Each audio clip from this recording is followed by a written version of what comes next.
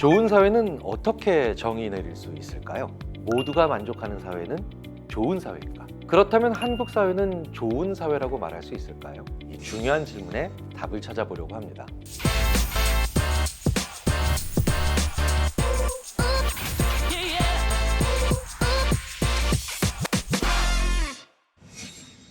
안녕하세요. 인지심리학자 김경일입니다. 요즘 제가 강연장에서 종종 받는 질문이 있습니다. 교수님, 어떤 사회가 좋은 사회일까요? 바로 이 질문이죠. 우리는 좋은 사회를 원한다고 말하면서도 정작 좋은 사회가 무엇인지 깊이 생각해 볼 그런 기회, 그리고 그런 시간을 많이 가지지 않는 게 사실이죠. 그래서 이 시간에는 여러분과 함께 어떤 사회가 좋은 사회일까? 라는 이 중요한 질문에 답을 찾아보려고 합니다.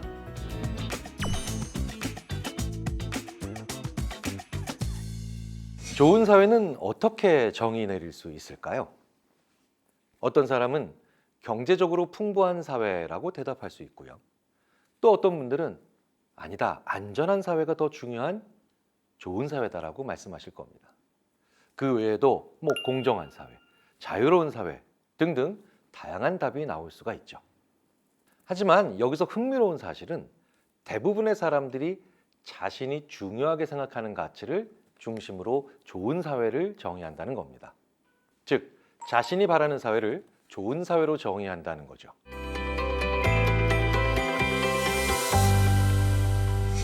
자, 그렇다면 사람들은 왜 저마다 다른 사회를 꿈꾸는 걸까요? 이유는 아주 간단합니다. 자기가 처한 상황과 그리고 그 처한 상황의 기초에서 예상하는 미래의 사회가 각기 다르기 때문이죠. 인지심리학에서는 인간이 세상을 있는 그대로 보기보다는 자기의 경험과 욕구를 바탕으로 해석한다고 봅니다. 예를 들면 어릴 때 경제적으로 어려웠던 사람은 안정과 풍요를 중요하게 생각할 가능성이 높죠. 그리고 지나치게 통제된 환경에서 자란 분들은 상대적으로 자유를 더 중요하게 생각할 수 있습니다. 그러니까 좋은 사회의 기준은 하나의 정답이 있는 개념이라기보다는 우리가 중요하게 여기는 가치들의 조합에 가깝습니다.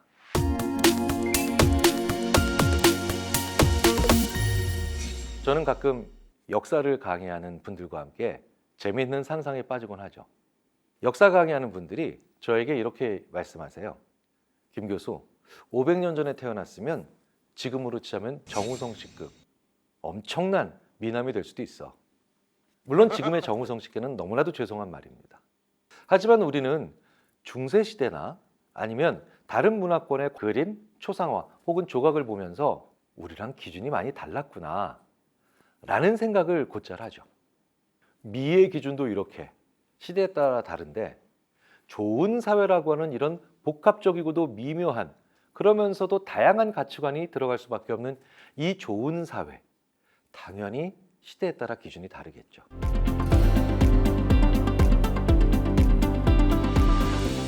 자, 그런데 이렇게 사람마다 좋은 사회의 기준이 다르다면 누군가에게 좋은 사회는 또 다른 누군가에도 좋은 사회일까요? 항상 그렇지는 않겠죠. 예를 들어 경쟁이 치열한 사회는 어떤 사람에게는 성장의 기회가 될 겁니다. 하지만 또 어떤 다른 분들에게는 끊임없는 불안과 그리고 어려움과 고통의 원인이 될 수도 있겠죠. 여기서 한 가지 생각해 볼 중요한 문제가 있죠. 모두가 만족하는 사회는 좋은 사회인가? 글쎄요. 사실 인간의 욕구는 끝이 없죠. 어떤 문제가 해결되면 또 다른 기준이 반드시 생깁니다. 경제가 성장하면 비교가 심각해지고 안전이 확보되면 더 높은 수준의 편안함을 원하는 게 사람의 본성이니까요.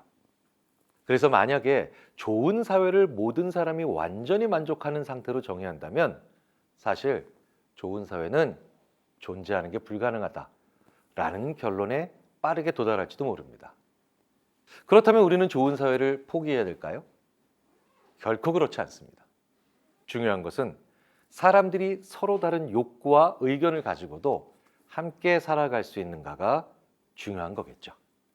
즉, 갈등이 전혀 없는 사회가 아니라 갈등을 잘 조율하고 그리고 관리할 수 있는 그런 사회를 말하는 겁니다.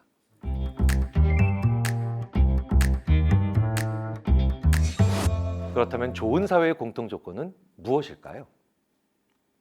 몇 가지를 말씀드리면 개인이 스스로 선택할 수 있는 자유가 있는 사회, 생명과 삶의 기반이 위협받지 않는 안전한 사회, 규칙이 누구에게나 적용되는 공정한 사회, 사람들이 서로와 사회 시스템을 믿을 수 있는 사회, 다른 생각과 배경을 가진 사람들이 함께 살아갈 수 있는 사회가 아닐까요? 이런 조건들은 경제 수준과 별개로 사람들의 삶의 만족도에 큰 영향을 미칩니다. 그런데 한국 사회를 보면 한 가지 재미있는 특징이 있습니다. 좋은 사회가 어떤 사회냐를 이야기할 때 한국인들은 종종 경제적 성공 혹은 남들보다 잘 사느냐 못 사느냐를 굉장히 중요한 기준으로 둔다는 거죠. 왜 유난히 우리는 그럴까요? 심리학에서는 인간이 절대적 수준보다 상대적 비교에 더 민감하다고 봅니다. 예를 들어 소득이 올라도 주변 사람들보다 뒤처졌다고 느끼면 행복감은 크게 늘지 않을 수 있습니다. 반대로 절대적으로는 충분하지 않아도 상대 비교에서 만족감을 느끼면 나름 행복할 수 있다는 거죠. 한국 상황으로 다시 넘어와 볼까요?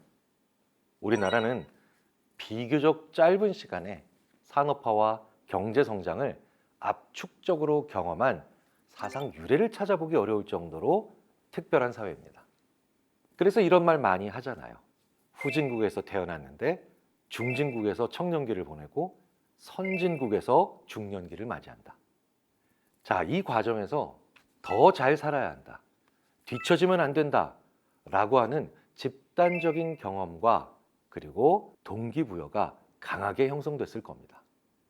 그래서 우리는 종종 그 사회의 질 혹은 그 가정의 질을 얼마나 물질적으로 풍요로운가로 판단하게 되는 경우가 많죠. 하지만 여기서 질문을 던져보겠습니다. 풍요로운 사회가 반드시 행복한 사회일까요? 경제적 수준이 높아졌는데도 외로움, 불안, 갈등이 오히려 과거보다 커져가고 있는 나라들이 우리 주위에 의외로 많습니다. 즉 좋은 사회는 단순히 경제적으로 부유하거나 강한 사회로 달성되는 조건이 아니라는 거죠.